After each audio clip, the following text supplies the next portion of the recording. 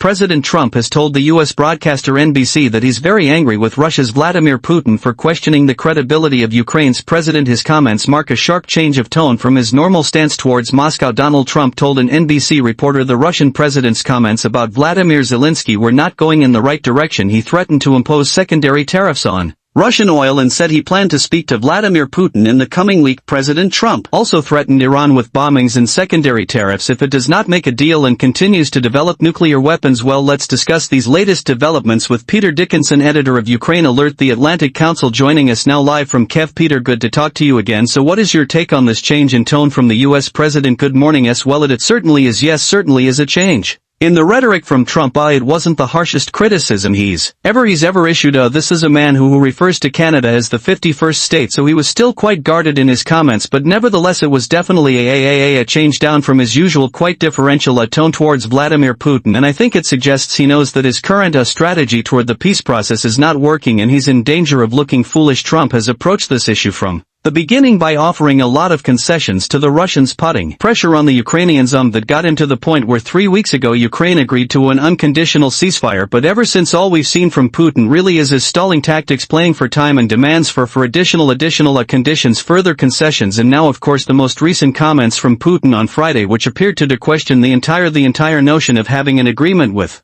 Zelensky, and in questioning whether Zelensky was a legitimate president and whether he could do a deal with him, and whether Ukraine should be placed under some sort of UN mandate. So I think Trump is aware that it looks like Putin is playing him, and he needs to at least be seen to take a slightly tougher stance. Well, clearly he's done that with this interview where he said he's angry. He's made it very clear that his patience is running out when it comes to the Kremlin's response. So how do you expect Moscow to respond to this? Well, I think a lot will depend on this telephone call that the two leaders are expected to have later this week. That's going to be key. That's what Putin's strategy is all about. Rather, Trump's strategy is all about building relationships at the top between himself and Putin, so a lot will hinge on that conversation. I don't think at this stage that the Russians will be particularly intimidated. They've heard this sort of talk from Trump before. They know that Trump is desperate to get a deal, that he's very keen to push this forward one way or the other, and he's ready to pressure Ukraine rather than Russia itself. So I think they'll see it as an indication that the talks need to move forward in some sense, but they'll be in no major hurry. Putin still feels pretty comfortable about where he's at the moment in the war, where the negotiations are at, and the position he has in terms of the leverage, the very limited leverage Trump currently has over, what about you say, limited leverage, but he's threatening secondary tariffs on buyers of Russian oil. If Moscow doesn't do a deal soon, will it have an impact in terms of putting pressure on Russia or